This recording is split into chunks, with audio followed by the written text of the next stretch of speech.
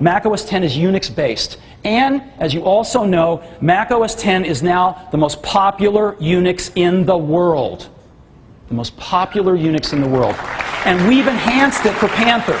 We got a lot of cool new features. X11 is bundled in, NFS file locking, a much faster Unix file system, much more robust Kerberos, free BSD 5.0, IPv6, and a lot of popular Unix APIs that you guys have asked for. All of that and a lot more Unix stuff is in Panther. Now, in addition to Unix, though, we support the other guys, too. We want to help our customers work in heterogeneous networks. And we've added a lot of stuff for Windows operability. We're shipping the latest version of Samba that just came out. We're the first folks to ship that, I believe. So that you can now browse SMB servers dynamically right in the Finder. SMB printing, you put your home directories on SMB servers. We're shipping a new IPsec-based VPN, which is the new standard for VPN adopted by Cisco and Microsoft and us.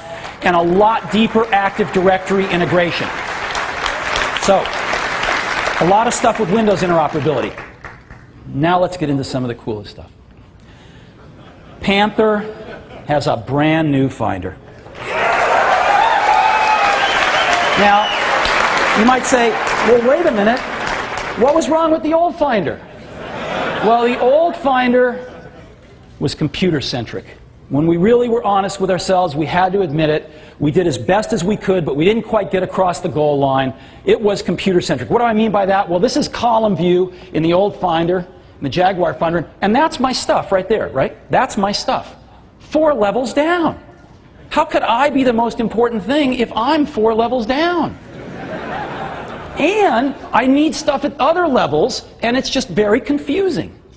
So we want to replace this computer-centric Finder with a user-centric Finder. Well, how do we do that? Well, we start off by learning from some of the other interfaces we built over the last few years, and we said, let's put all the stuff you want, including stuff you want to drag in one column and put it on the left. And that's what we've done. All your storage, your removable storage, your iDisk, your home directory, any folders you want in one column.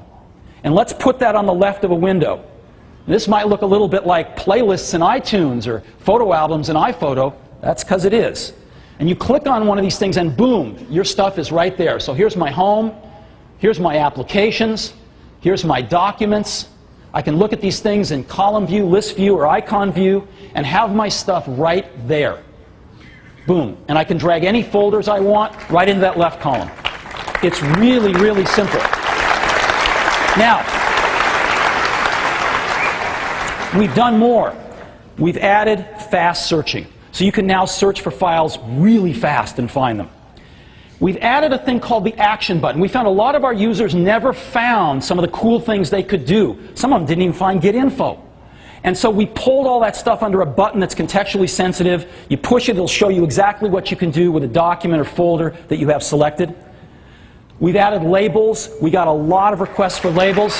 They're in there.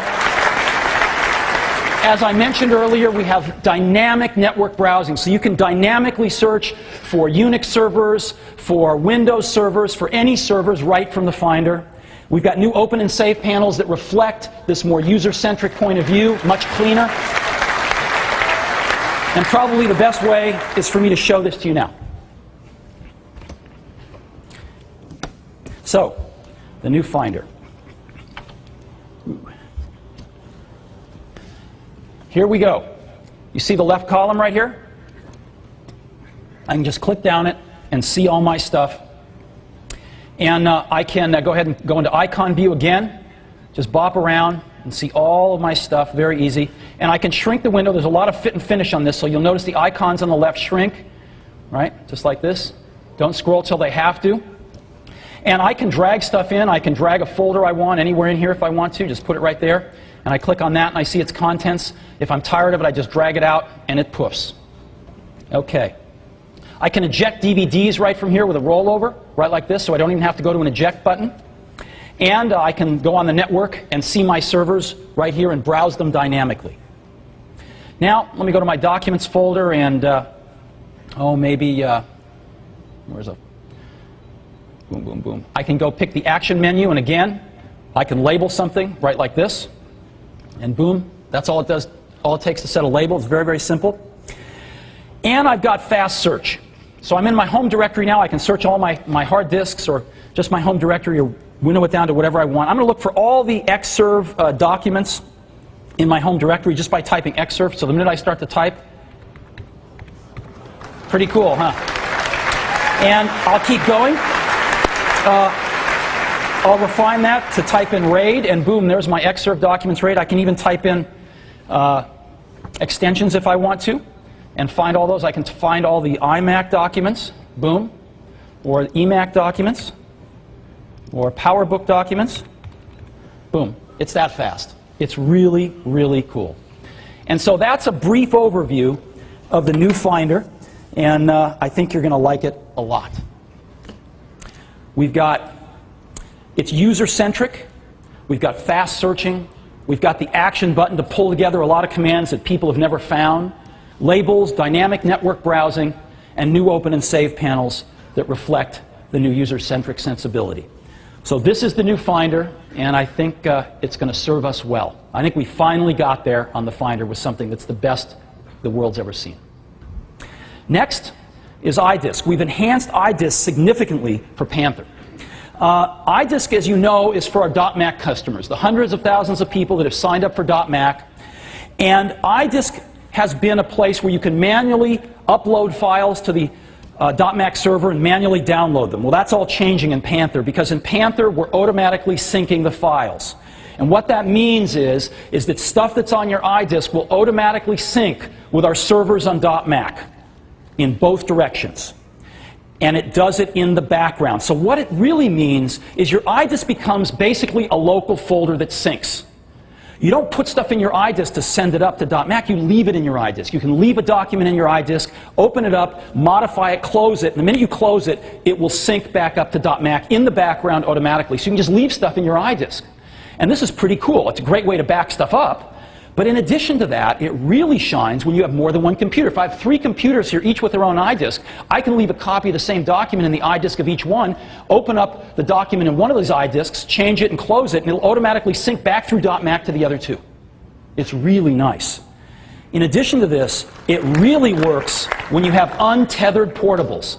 You can be out in the field, not connected to a network, change a document in your iDisk. The minute you're connected to a network, whether you walk into an airport, a base station, or you hook back up to a terrestrial net, boom, that document that's changed will automatically sync with .Mac.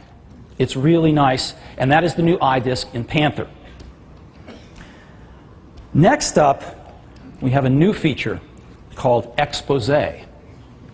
What is Exposé? Well, we've made it so wonderful to use multiple apps at once that people do, right? The operating system's so bulletproof that if an app crashes, it doesn't crash the system. And we have such beautiful multitasking that you can have, 7, 8, 9, 10 apps open at once. I'm sure most of you do. So you've got Photoshop open, and you're working on a bunch of Photoshop images. You've got Mail open. You've got your browser open. You've got your address book open. And what do you end up with? This. Right? We've all been there. We all are there several times a day. And you want to find that one window you're looking for. How do you do it? All you want is to bring the one window you want to the front. So you move everything out of the way. You're on a scavenger hunt. Well, we figured out how to solve this in a wonderful way. Let me show you now. I'm going to start off by opening a lot of applications, and I'm just going to run a little Apple script to do that for me. It's going to open Mail.